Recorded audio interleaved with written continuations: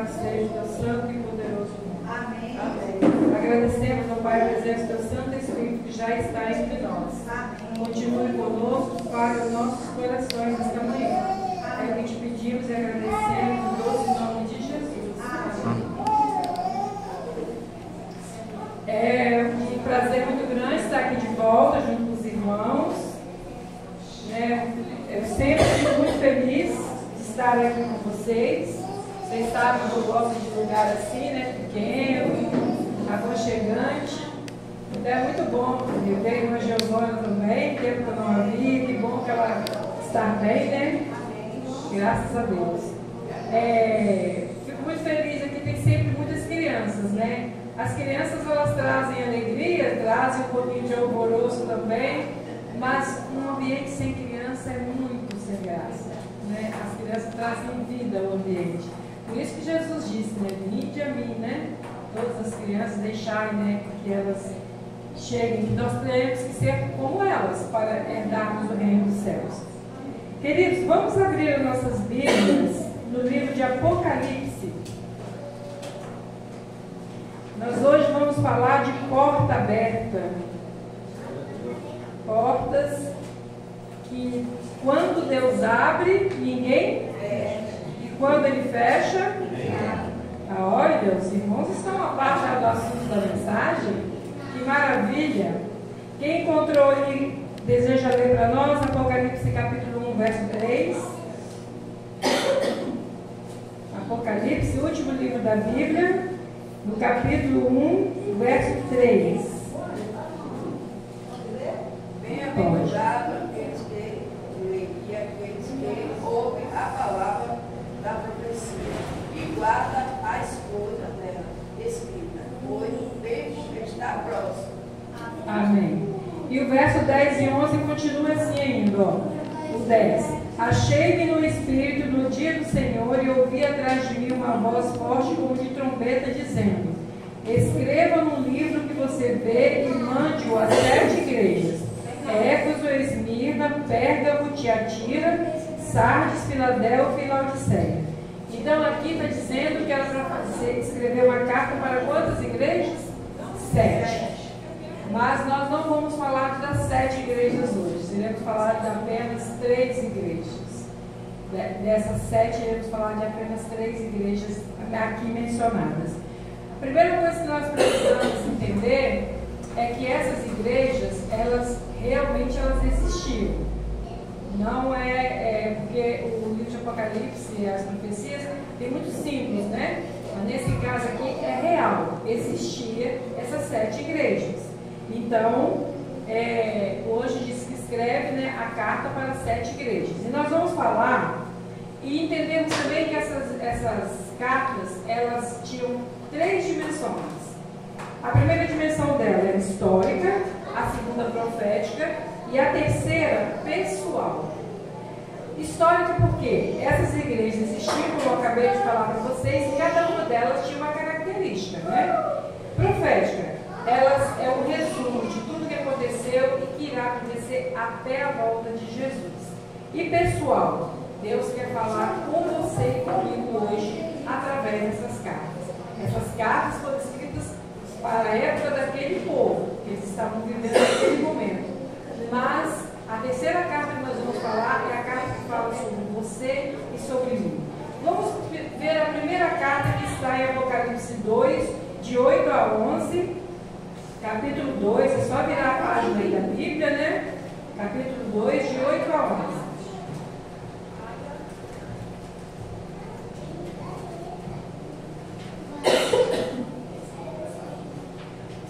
E o texto diz assim: ao anjo da igreja em Esmirna escreve: estas coisas diz o primeiro e o último. Quem é o primeiro e o último? Que esteve morto e tornou a viver? Jesus, amém. Conheço a tribulação pela qual você está passando, a sua pobreza, embora você seja rico, e a blasfêmia dos que se declaram judeus e não são, sendo isto sim sinagoga de Satanás. Não tenham medo das coisas que você vai sofrer. Eis que o diabo está para lançar algum de vocês na prisão, para que vocês sejam postos à prova e passem por uma tribulação de 10 dias. Seja fiel até a morte, e eu lhe darei a coroa da vida. Quem tem ouvidos, ouça o que o Espírito diz às igrejas. O vencedor de modo nenhum sofrerá o dano da segunda morte. Essa igreja de Esmirna significa, o significado do nome dela é sofredora. Mas Esmirna, ela vem da palavra mirra. E mirra significa o quê? Perfume adocicado. Eu nunca gostei muito de perfume adocicado. Eu gosto de perfume assim, mais floral, mais chique, né? Só que eu percebi que para você ter uma fixação de perfume tem que ser doce. Se não for doce, você passa o perfume dela, você não tem mais nada. Não importa o valor do perfume, né? Mas mirra, né? E mirra significa perfume adocicado. Olha só. O que nós lemos aqui? Deus disse o quê? Eu estou vendo o sofrimento de vocês. Eu sei pelo que vocês estão passando. Porque nessa época, Esmirna, ela estava sofrendo com um problema com o imperador da época. Ele estava assim, se considerando um Deus, fazendo estátuas, espalhando pelas cidades, e todos que, quando passavam por essas estátuas, tinham que se curvar perante a estátua dele. E mais, no dia do aniversário dele, eles tinham que ir para o palácio, levar presente e o adorar. E o imperador ficou sabendo que existia um povinho pequeno, porque o cristianismo estava começando ainda. Existia um povo que se intitulava judeus, né, cristãos, e que eles não estavam adorando as estátuas dele em lugar nenhum que essas pessoas passavam, não adoravam as estátuas que eles exigiam que fossem, né, adoradas.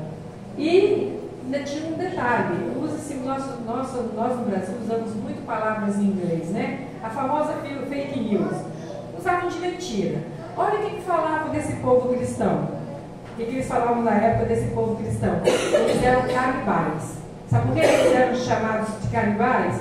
Porque eles falavam que eles tomavam Santa Ceia e que a carne significava o corpo de Cristo, o pão, corrigindo, o pão simbolizava o corpo de Cristo, nós sabemos disso, a Santa Ceia, e o vinho, o sangue de Cristo. Então eles falavam que eles eram canibais.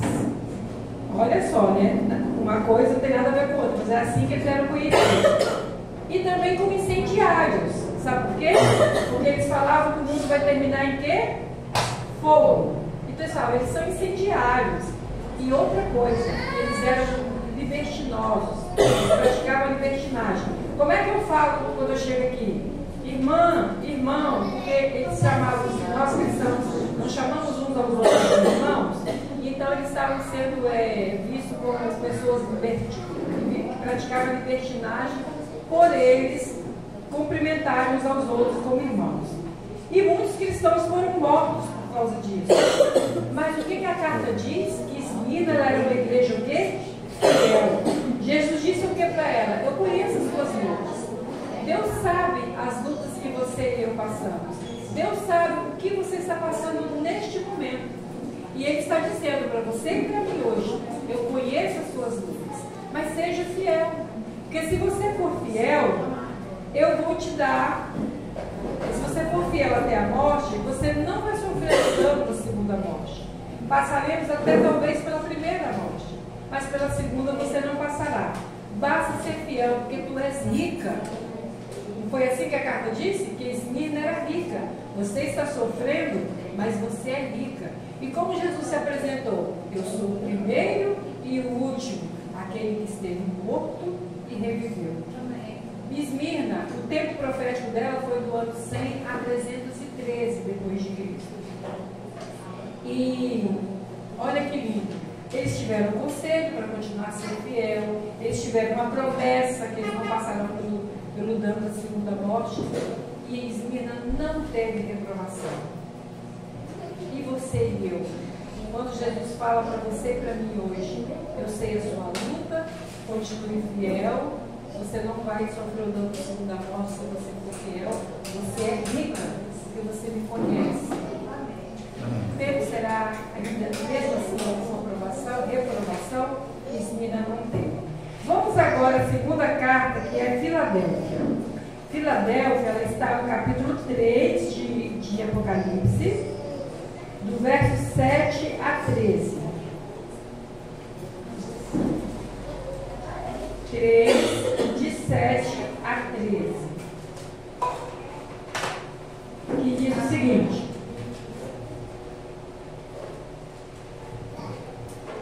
ao anjo da igreja em Filadélfia escreve: essas coisas diz o santo, o verdadeiro, aquele que tem a chave de Davi, que abre e ninguém fecha, e fecha e ninguém abre, como falamos no começo. Conheça as obras que você realiza, eis que tenho posto diante de você uma porta aberta, a qual ninguém pode fechar.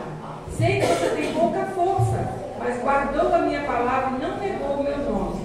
Eis que o que eu farei com alguns dos que são da sinagoga de Satanás, desses que se declaram judeus e não são, mas mentem. Eis que farei com que venham até você, prostrem-se aos seus pés e reconheçam que eu amo você. Você guardou a palavra da minha perseverança, por isso também eu o guardarei da hora da aprovação, que há de vir sobre o mundo inteiro, para pôr a prova os que habitam sobre a terra. Venho sem demora, conserve o que você tem, para que ninguém tome a sua coroa. Ao vencedor farei com que seja uma coluna no santuário do meu Deus, e dali jamais sairá. Gravarei sobre ele o nome do meu Deus, o nome da cidade do meu Deus, a nova Jerusalém que desce do céu, vinda da parte do meu Deus, e o meu novo nome. Quem tem ouvidos ouça o que o Espírito diz às igrejas.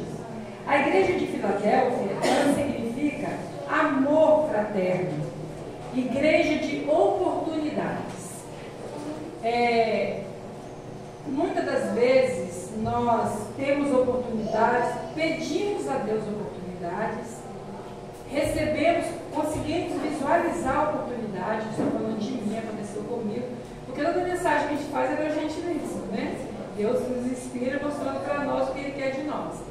E desperdiça. Esses dias eu do nada tive um pico de pressão alta, fui para o SAMU, tive a oportunidade e me calei. Fui covarde, né? Me calei. Porque eu já falei para vocês que eu tenho dificuldade de abordagem, né? Eu sou falante assim, mas abordar pessoas eu tenho dificuldade. E me calei. Pedi perdão a Deus, né? Deus é misericordioso, mas eu pedi a Ele a oportunidade e Ele me deu e eu falhei. Isso acontece com você e comigo. E não deveria acontecer, mas acontece, né? E Filadélfia, ela foi uma igreja de oportunidade, ela significa amor fraterno, como já disse. Como eu estou compartilhando esse amor fraterno? A parte histórica dessa igreja, ele diz assim, ó, Jesus diz assim, essa carta começa dizendo que ele tem o quê? A chave de Davi. Nós sabemos assim, quando nós vamos em um hotel, não sei quantos já foram, mas talvez tenham uma oportunidade, mas sabe como funciona. Um hotel tem várias chaves, porque são vários quartos, né? Então assim, o dono desse hotel, ele tem posse de todas as chaves, de todos os quartos, correto? Mas ele também tem uma chave mestra, que é uma chave que abre todas as portas. E Jesus disse o que para Filadélfia? Eu sou a chave de Davi. Então ele disse que eu sou a chave mestra. Não existe porta que eu não consiga abrir para você. Sabe? Então essa confiança que nós precisamos depositar no nosso Deus, de saber que Ele é a chave mestra, Ele é a chave de Davi. Ele abre qualquer porta. Desde que você peça a Ele, e se Ele vê que é para o seu bem, Ele vai abrir essa porta para você. E o período profético dela foi de 1844, né, de 798 a 1844. E a apresentação de Jesus foi aquela que eu acabei de falar: eu sou a chave de Davi. E ele fez um elogio a Filadélfia: guardastes a minha palavra e não negastes o meu nome. Eu neguei o nome, né? Quando eu não aproveitei a oportunidade que ele colocou na minha frente. Das pessoas, o assunto delas era sobre a morte. Eu neguei o nome.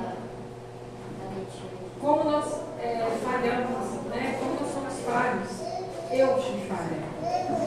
Não há reprovação também. Dessas 7 cartas, irmãos, só Filadélfia e Esmirna que não tiveram reprovação. situação. Será que nós fazemos parte dessas duas ou da próxima carta que iremos estudar? E qual o conselho que ele dá para Filadélfia? Venha sem demora, conserva o que você tem e que ninguém tome a tua coroa.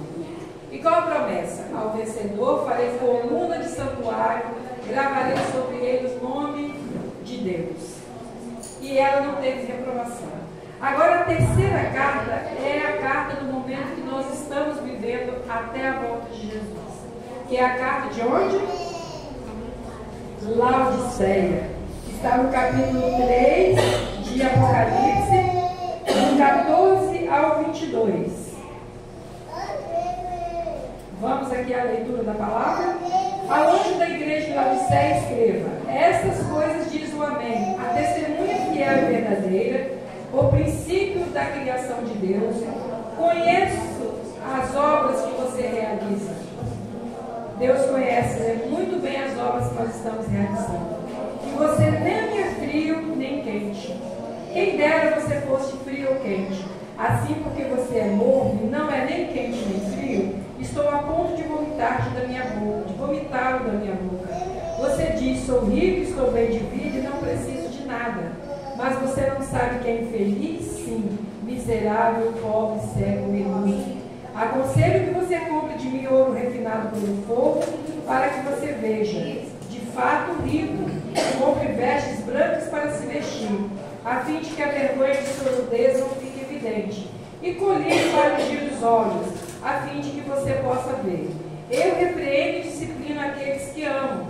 Portanto, seja zeloso e arrependa-te. Eis que estou à porta e bato. Se alguém ouvir a minha voz e abrir a porta, entrarei em sua casa e cearei com ele e ele comigo. Ao vencedor darei o direito de sentar-se comigo no meu trono, assim como também eu venci e me sentei com meu Pai no seu trono. Quem tem ouvidos, ouça o que o Espírito diz às igrejas. Irmãos, nós estamos vivendo o período de Laodiceia. Por que Laodiceia nós sabemos que Jesus falava muito através de parábolas, né? No Novo Testamento nós vemos muito Jesus falando por parábolas. E quando ele falava por parábolas, ele usava uma linguagem que as pessoas estavam vivendo no momento. Então é como eu digo, se Jesus viesse aqui hoje, qual a linguagem que ele ia usar? A da internet, que é a que nós estamos muito familiarizados. Essa vida digital tão agitada que nós estamos levando. Então por que Jesus falou para eles que eles não eram nem quentes nem mornos? Porque lá nessa cidade que é perto da Turquia, Laodiceia, no alto da colina tinha uma água quente que brotava dessa colina e ela descia para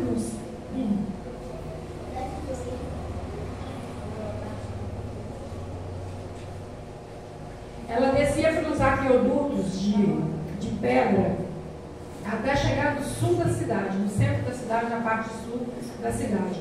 Só que quando ela chegava lá embaixo, ela não estava mais quente, porque ela passava nesses aquedutos de pedra, ela ia se resfriando. Então, quando ela chegava na cidade, ela era conhecida, muito famosa, como uma água termal. A água termal, ela é morna. Você consegue tomar um banho, que é delicioso, um banho morno, mas para tomar é complicado, né? Até ânsia, dependendo da temperatura, dava até uma certa ânsia. Então ela era boa para banho, mas não era boa para o consumo. Por isso que Jesus disse para eles: vocês não são quentes e nem são frios. E eles entenderam, porque eles conviviam com essa situação no dia a dia, com essas águas termais que ali existiam. E por que Laodiceia se sentia autossuficiente? A Laodiceia estava naquela parte da Turquia. Quem gosta de geografia, quanto gosta não. É só olhar no mapa, lá é perto lá da Turquia. Essa região, ela acontece muito terremotos até nos dias de hoje. Acontece muito terremotos nessa região. Já tinha acontecido alguns terremotos, mas no ano 60 foi um terremoto muito forte. Eu olhei para conferir. No ano 60 o terremoto foi assim, avassalador para essa cidade. Mas sabe o que as pessoas que lideravam essa cidade, os governantes dessa cidade decidiram?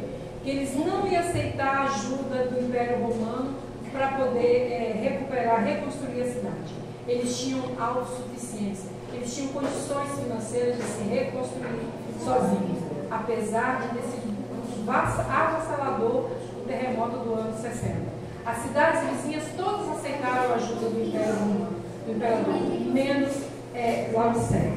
Ela se achava autossuficiente, ela se reconstruiu sozinha, e ela era muito famosa porque ela tinha uma escola de medicina onde ela fazia um colírio muito famoso na época, e esse colírio eles usavam produtos locais, né, materiais da terra deles mesmos de local para poder produzir esse colírio. Então eles eram soberbos por causa disso. Eles guardavam muito ouro em bancos, né?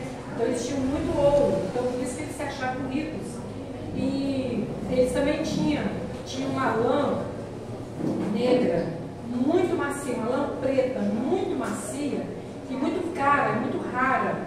Então eles se sentiam assim, totalmente abastados, né? Somos ricos, nós temos ouro, nós temos vestes caras, nós temos colírio. E o que Jesus disse para eles? Que eles precisavam de quê?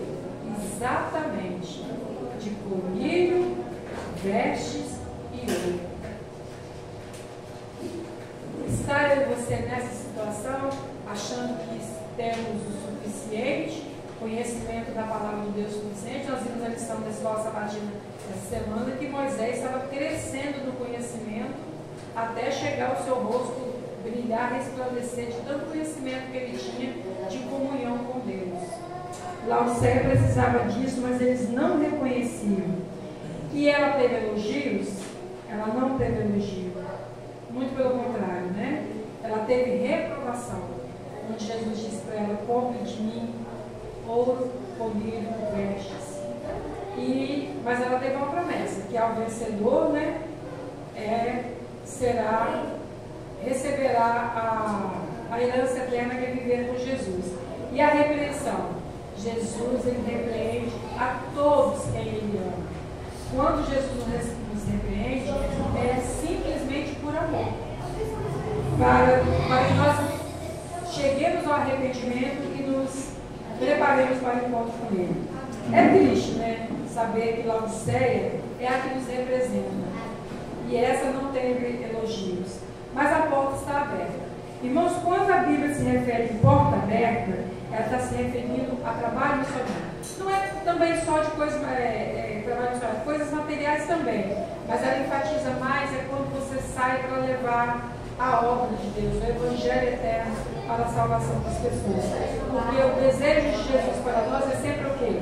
Nos salvar. Ele só pensa na nossa salvação.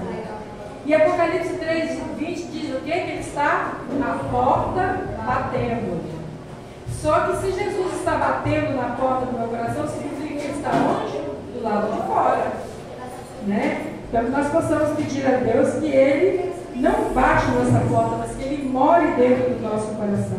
Amém. E existe uma porta no céu. E quem é essa porta? É o próprio Jesus. Que Deus nos abençoe, irmãos, que mesmo fazendo parte dessa terceira igreja que não teve elogios, teve reprovação sem elogios, nós possamos fazer parte dessa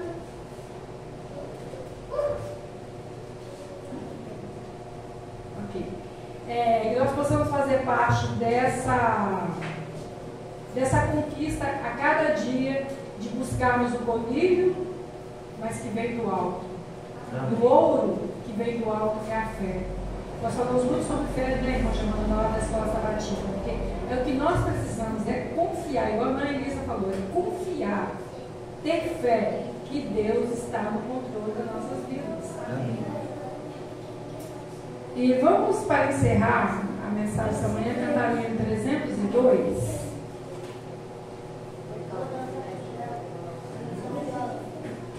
E nós estamos muito felizes hoje com a presença da irmã Marli.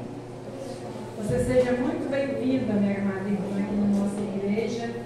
Que o Santo Espírito do Senhor possa preencher o seu coraçãozinho com tudo aquilo que você precisa. E que Deus sabe que é o melhor para você, porque Ele só dá o que é melhor, né? Quando Ele diz não, o não dele é para o nosso bem. E quando Ele diz sim, é para o nosso bem também. E volte mais vezes, tá? Queremos revê-la aqui mais vezes. Tudo entregarei. Nós possamos pedir a Deus que nos ensine a nos entregar. Porque às vezes o irmão deu um exemplo. Você pede a Deus, mas não confia. Então quando a gente se entrega, a gente aprende a confiar.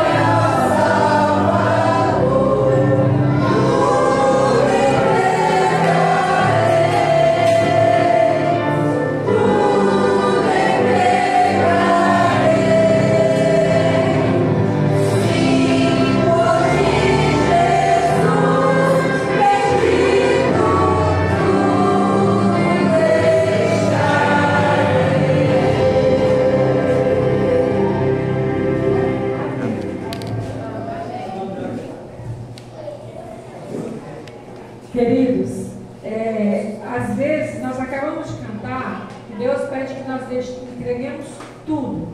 E o que é tudo? É tudo. Jesus deixou tudo. O sacrifício dele não pode ser em vão por você e por mim. E se você for olhar o que você tem, o que eu tenho, e tenho que deixar tudo, e olhar o que ele deixou, não seria mais fácil nós deixarmos? Porque tudo isso aqui está tão ruim, né? Então, irmãos, que Deus possa nos abençoar, que Ele possa nos ajudar a realmente entregar tudo. Seremos felizes se nós assim fizermos. Vamos falar com o nosso Deus. Maravilhoso Deus, amado Pai, graças te damos, Senhor, por esses momentos que podemos passar aqui na Tua presença, na Tua Santa Casa. Obrigado, Senhor, pela mensagem nesse dia, pelos hinos cantados, por tudo que foi feito aqui, Senhor, foi somente para a Tua honra e para a Tua glória. Pedimos que os santos anjos nos acompanhem para os nossos lares, continue conosco nesse restante desse dia abençoado, santificado, que o Senhor separou para que nós pudéssemos te adorar. Perdoa nossos pecados, nós pedimos essas bênçãos agradecidos em doce nome de Jesus. Amém.